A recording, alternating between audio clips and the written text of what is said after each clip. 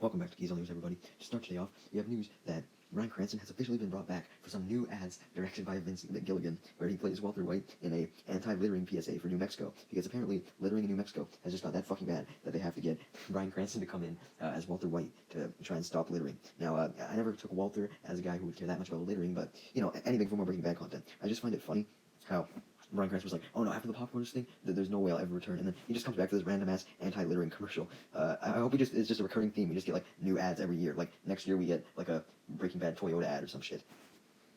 Now, don't get me wrong, Mr. Beast is in some hot water right now, and rightfully so, with all the Lunchley bullshit especially, but I think this is going a little too far. You have people making false billboards claiming to be him, and these billboards are saying shit like, fuck Israel, death to Israel, and it's crazy. Like, no matter who you're supporting in this war, you have to admit that someone shouldn't be pretending to be Mr. Beast in this scenario. And I don't really understand what the point of whatever hacker hacked into this billboard and put this here. Like, I don't understand what was the point of them doing this. Because Mr. Beast's reputation is already fucked, right? Like, what's the point in going through the effort to try and sabotage Mr. Beast? Try and sabotage someone, like, okay, I'm not saying you should, but if you were going to sabotage someone, like, maybe do it to someone who's, like, super well-respected and everyone loves, right? Like, wouldn't that be the smarter thing to do? X can officially analyze text and other information from your posts to train AI, guys.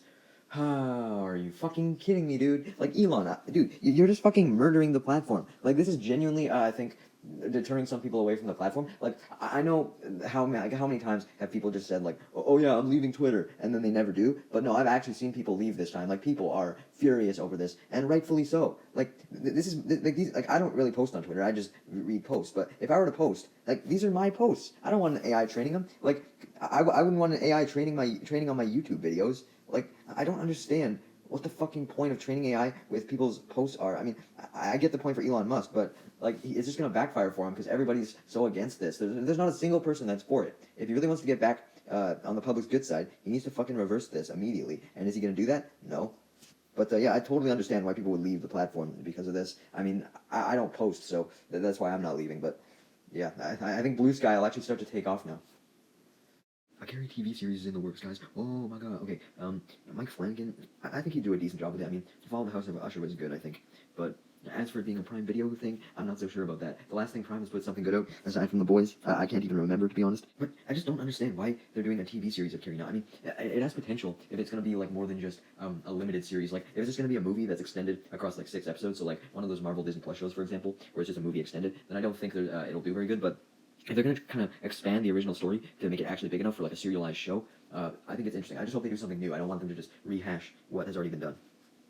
I am very glad to see that fake online reviews are now banned.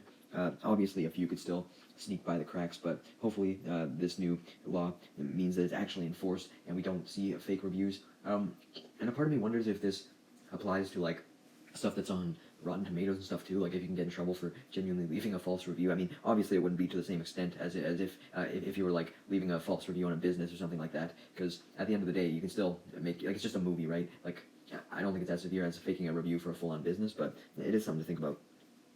There's been a lot more interesting stuff coming out with Pokemon leaks and all that, particularly related to X and Y, and we got to see that Southern Kalos actually was planned to be implemented. But one of the most interesting things is we actually got to see a look at the one of the games that was rumored to be in development. Apparently there was 2 multiplayer games in development, because there's one that is still in development now, and one that was canceled, and this one that was canceled here is one that was about taming rampaging Pokemon, which is kind of interesting because if you think about Horizons and everything and what they're doing now, one of the effects of the Lucarium, like those pink crystals, is making certain Pokemon go, like, apeshit and all crazy, like if you remember Spinal's Umbreon and everything from, like, episode 64. So it makes me wonder if maybe they were trying to tie that in with Horizons. Like, I don't know, maybe the game isn't canceled. It makes sense for it to come out, but it certainly seems like a fun premise for a game, like trying to tame like a Pokemon. Like, I know you catch wild Pokemon and everything, but taming them is a whole different beast. You never usually have to do that. Netflix has shut down its AAA gaming studio in California. Now, what exactly this means for Netflix gaming is unclear, as they had more than one studio. I believe they had 2 main ones, one in Helsinki as well, but it certainly says something that people weren't that enticed by Netflix games. I mean, really, how many games have they really come out with? Let's be real. I mean, we have Squid Game Unleashed coming out. I believe they did a Dumb Ways to Die game. Those are really the only ones I'm aware of, so it makes sense that they didn't have enough to really completely sustain themselves. Apparently John Wick 5 will not be what we think it is, and it will not be following on from John Wick 4.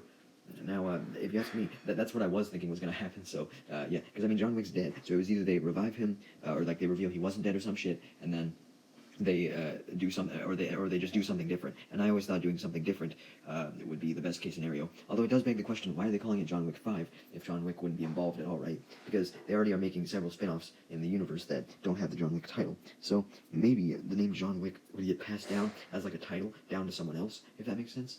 Or maybe it's just someone who's like very, very closely related to him, and that's why it still fits. But yeah, I definitely think if they do make a John Wick 5, John Wick will not be the main character. As weird as that sounds. One last bit of John Wick news, a John Wick prequel anime film is in the works. Now, it's definitely interesting to see a John Wick anime project, but I'm very excited for it. It's definitely a franchise that would bode well with an anime. I can totally see it. To end today off, we have the most crucial news, which was that yesterday, Bernie Sanders streamed with Pokemon and Valkyrie. Whoa. Also, he wasn't the only one. Mark Cuban apparently streamed with them as well. What's going on, man? Like, these people are already famous enough. Why are they going on fucking live streams